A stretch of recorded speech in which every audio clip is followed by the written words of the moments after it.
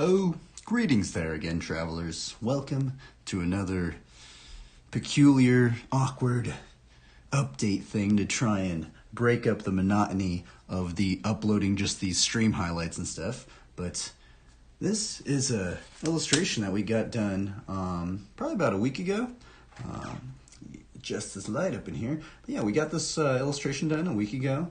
Lately I've been having a lot of fun trying to figure out how to draw bikes on the format of these little cards, which is also weird. I've been having some people ask me why I'm actually painting on these cards and actually just drawing on these cards instead of drawing on the bigger pieces of paper, which I used to just draw everything on way bigger pieces of paper. And it was actually from a lot of my friends. So for probably about 4 years now, I've had a lot of my friends play this game, MTG, and they would always ask me, hey, can you paint on this? Can you alter this card? Can you alter this card? And I never wanted to, because quite frankly, a lot of people that actually do the artwork for these cards, they actually do the cards on much bigger pieces, But the thing is after being nagged for like 4 years or so of trying to paint and illustrate on these little cards, I actually got into it, and I've actually been really enjoying it. In the beginning, it was a little challenging, but as time progresses on, I think one really cool thing is they make really good GIFs. And also, it's a bit easier, I think, to find commissions now because so many people play Pokemon and MTG and, all these card games and stuff like this. Because one thing I have noticed is when I used to draw on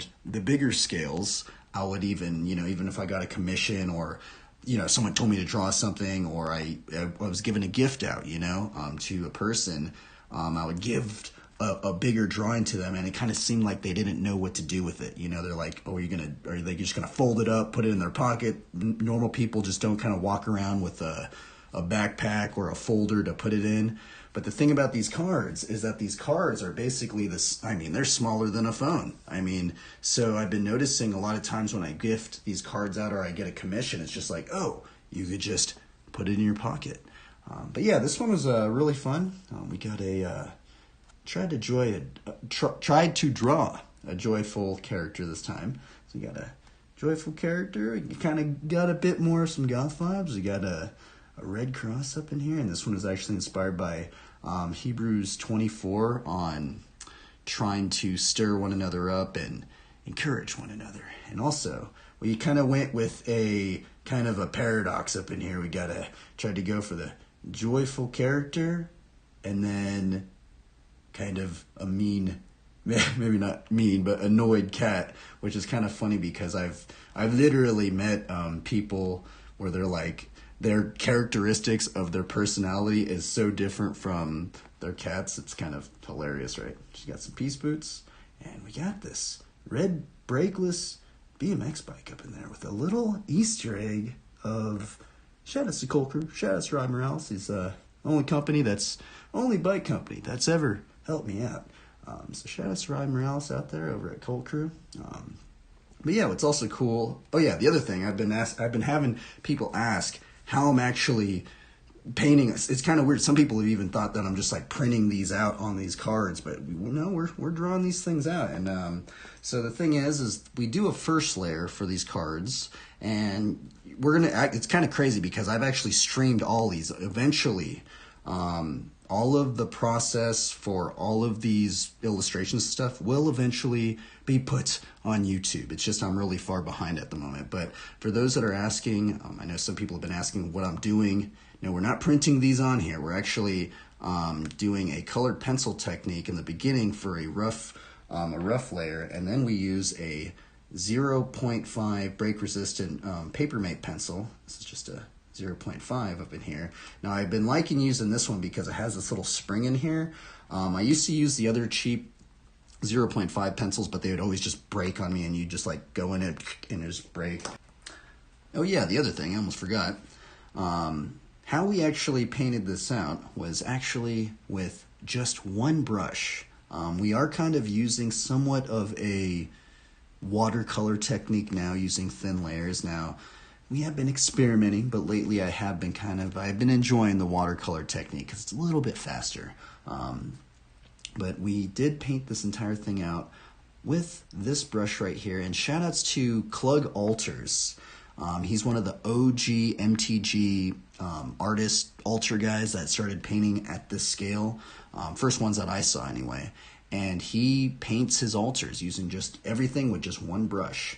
Now we actually have modified this brush. I have cut this right here because I like to practice painting on the go, you know, so we have made this more of a portable setup and stuff like this. This is the other cool thing about working a little bit smaller, is it's a little bit more portable and stuff like this. And also, if any of you guys are interested into getting into maybe more portable painting, I highly suggest keeping the top plastic thing, brush protector thing, and also marking it. I put this pink tape up in here because this is actually how we keep the brush not getting messed up on us. And this is a little frayed out, but it's still workable. But yeah, this is the brush that we paint. This is the brush that we used to paint this up in here. Now, just like I was saying, we're using really, really thin layers up in here, and we are using acrylic paint. And I know some people have been asking me, am I using watercolor to paint these out? But we're actually using acrylic paint. And it's kind of cool because you actually do have a couple seconds to redo. It's weird because I actually grew up doing a lot of digital art. And, you know, you have Control-Alt-Z, and you could just undo and undo and undo and put new layers. But it's kind of weird. It actually kind of reminds me of riding bikes sometimes, where you kind of have to take that one line and you just have to commit to it. But you do kind of have a little bit where you can undo something. Like this little thing right here. This was actually, I kind of messed up. The color started pulling right there, and I actually pushed it off to the side a little bit. It's kind of weird because you can see a little bit of this fingerprint up in here. And also right there, there's a little bit, like legitimately, I'm pretty sure there's like a little bit of my fingerprint just right there, just going like, just like the paint started kind of like pulling right there, and it like, bloop.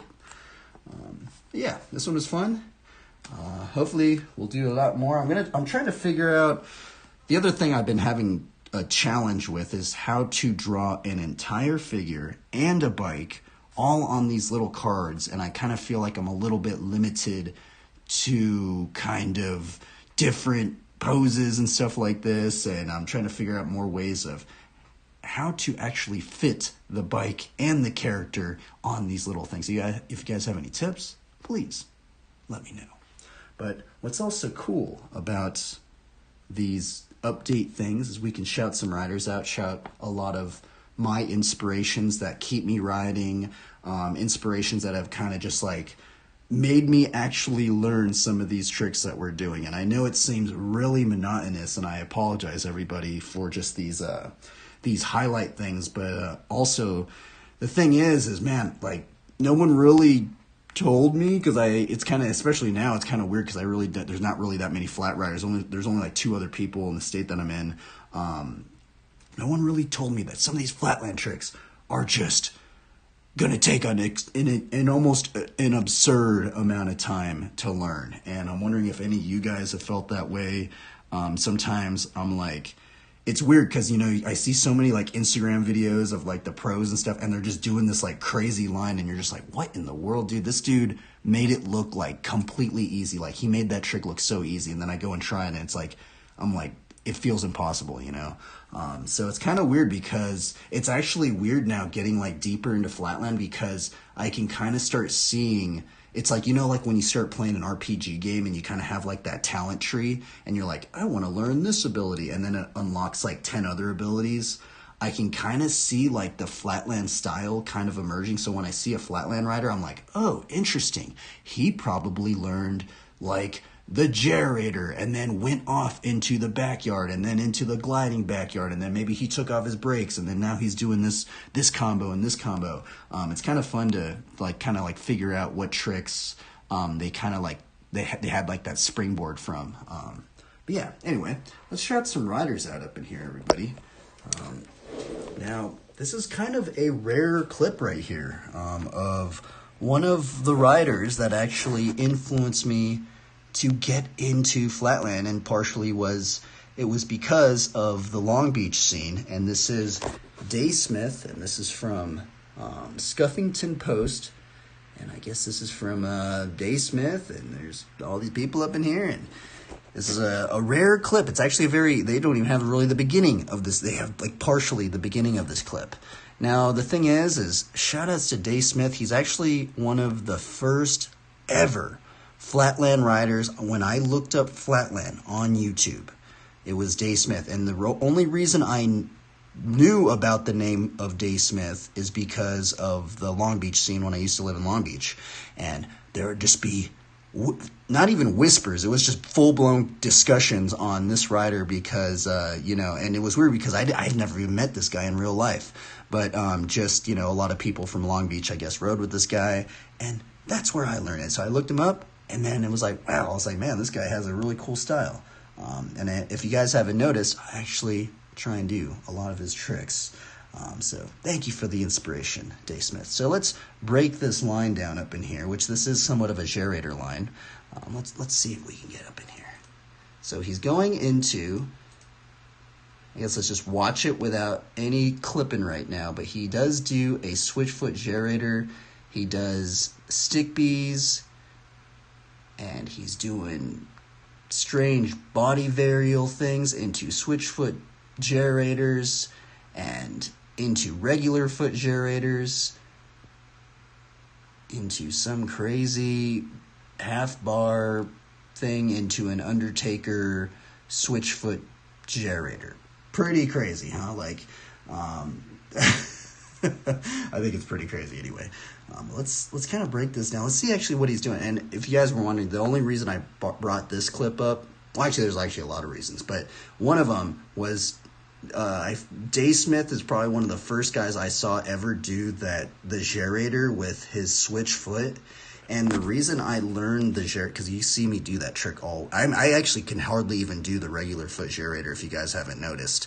The only reason I learned the switch foot Gerator was because I had a cassette, and doing the regular foot Gerator, a lot of people do that like half whip, and then they let their bike kind of like go into a fakie, and then they hop into the regular foot Gerator. Well, the only reason I couldn't do it is because my cranks spin backwards, right? So when I would get into it, it would like hit I don't know, it was just way harder, and it was actually way easier just to learn the switch foot Gerator, which there isn't really a how-to. Someone actually mentioned that to me. I'm like, maybe I should make one, but yeah, let's watch this. So he's doing well, I guess it was weird. He actually went into, I actually think he goes into the ride-in that I do. Or I guess I probably even learned it from Day Smith, right? But he's going into that switch foot Gerator. Right there, he goes into a regular foot Gerator. And then he's going, what is that? I think that's a stubble duck into a switch foot Gerator. Into a regular foot Gerator, into another stubble duck, into right there. That's a switch foot Gerator right there. And I guess that's a gliding switch foot Gerator, which I haven't even learned that. And then what's he going into up in here? Into another regular foot Gerator, into a backwards peg wheelie, into a, what is that? Regular foot stick bee. And then I think this is I'm pretty sure that might even be a switch foot Undertaker. Switch foot Undertaker into a switch foot Gerator. Man, what a crazy line, by the way. Shout outs to Day Smith. That line was somewhat of a rare line. And also shout outs to this guy right here. If you guys were wondering, one of the how-tos that really helped me out to learn the Gerator was this video from Mike Penner, and it's How to Flatland BMX, and it is the Lardyard. And why this video was really important for me to learn is that there's this part where he covers that you can just walk into learning this trick. And the thing is what's also strange about this trick is that when I tore my ACL, so I have a lot of people ask me why I actually don't ride like how I used to ride, which is kind of funny. We're going to bring up some riders that influenced me when I was pegless and stuff. But the reason why I didn't do it is because I tore my ACL, right? And if you guys ever tear your ACL, there's this thing where if you do the rehabilitation exercises, basically imagine this is your knee, this is your foot. Well, and imagine my knuckle is my knee right there. Well, there's this rehabilitation exercise where they're going to tell you to go like this, and basically sometimes they put a little bit of weight in front of your foot, or they put this like weight thing on your ankle, and then so you're supposed to do this on the floor, right? And it was weird because when I tore my ACL, I was like, oh man, I guess I'm gonna, maybe I should try, because I got kind of antsy. I was like, man, I kind of want to ride and stuff like this, even though I actually never even got surgery. That's the other thing why I keep riding Flatland, by the way.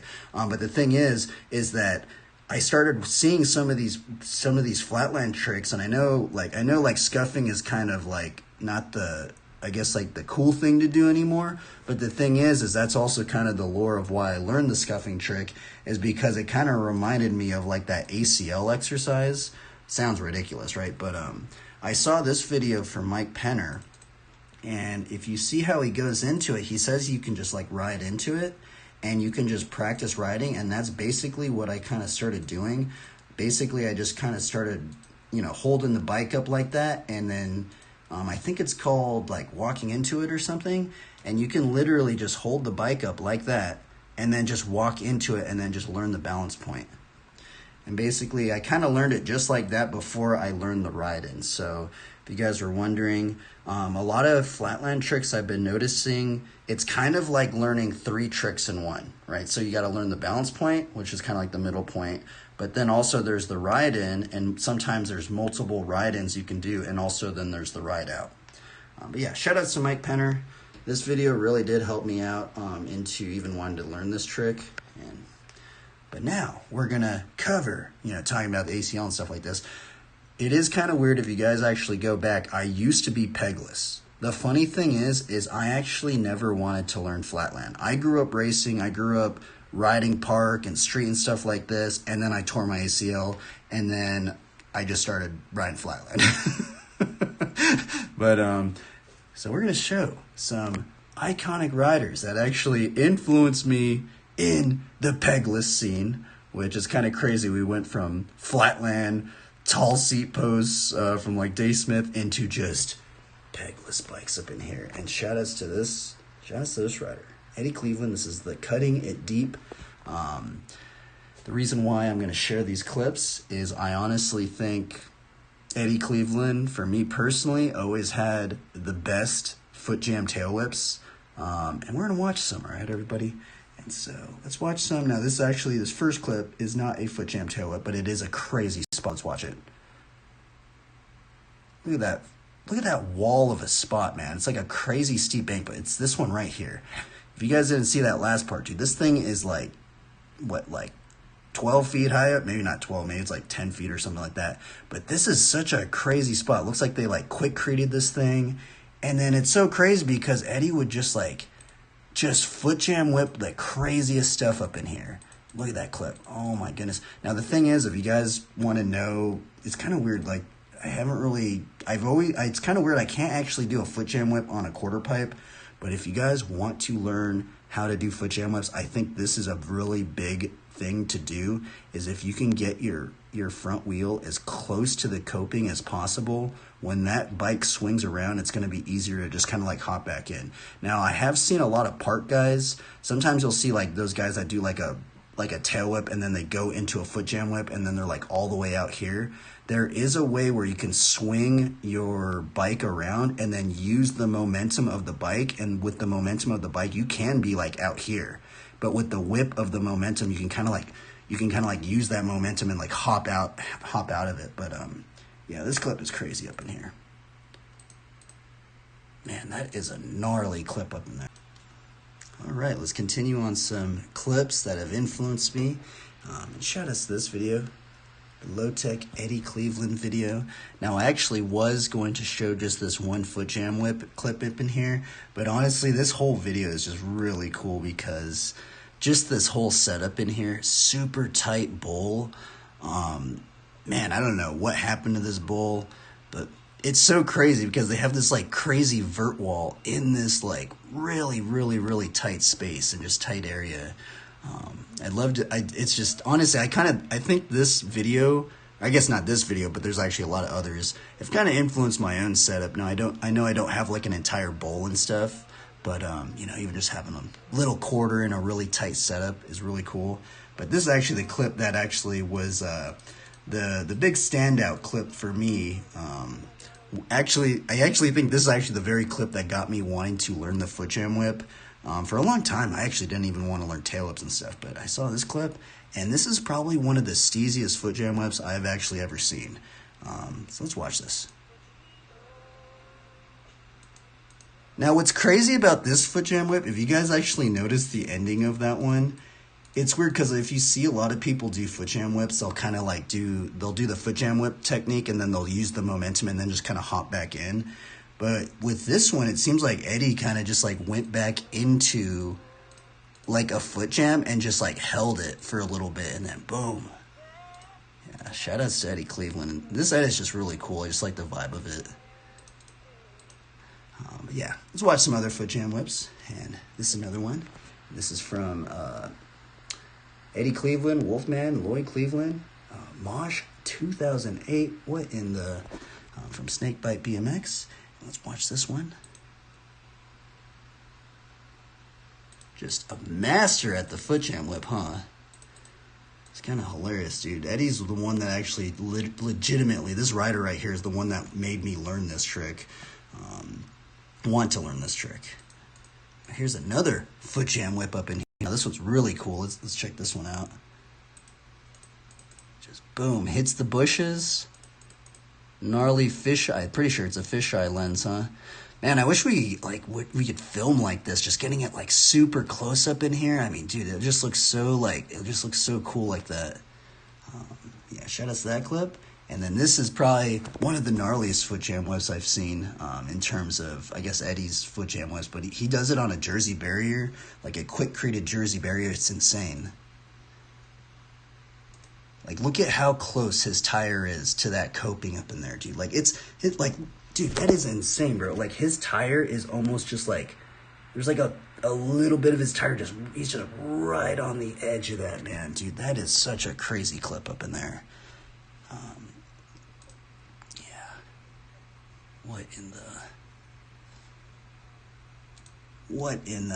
we're gonna have to rewatch that one.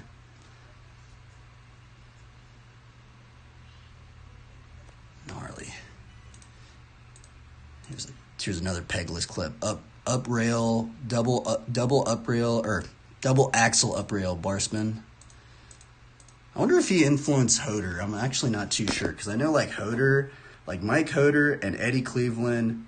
I guess it might have been Mikey Aiken, honestly, because I think Mikey Aiken was the first one that I saw do like the axle stuff, especially like Fit Bike Co. like Puerto Rico video. He's doing like those axle ice picks and stuff like that. But anyway, enough of me rambling. Yeah, this video is crazy, huh? I'm just talking about bikes and stuff like this, but bikes are really fun, everybody. You know, you can explore the lands. This is kind of like the land explorer. You can observe the lands, and what's also weird about the bike, dude, I've met so many just random believers just out on the streets, just riding around. They see me wearing a cross. They start talking to me. It's just, they share their verses. I don't know, man. It's a trip, dude. Yeah, it's cool. Shout outs to anybody that rides bikes, whether you ride Flatland, you race, you do dirt jumps, you don't even do any tricks at all. You just ride around your city. It's just fun, dude. It's cool. But yeah, one thing I do want would be cool is more people got into Flatland. You know, it's just weird that it's like there's so much lore into Flatland, especially within the history of BMX riding. You know, it's like, I honestly really like watching like the 80s videos, you know, where it was just like the vert ramp and you just see these like vert riders just blast in the quarters, you know, and then it's just like there's just people just riding Flatland. It's either like, it seemed like you either raced, you rode Flatland, or you rode vert. It was kind of funny, right? But anyway, everybody, hope you guys have a good one. Continue to try your best and have fun, and peace out.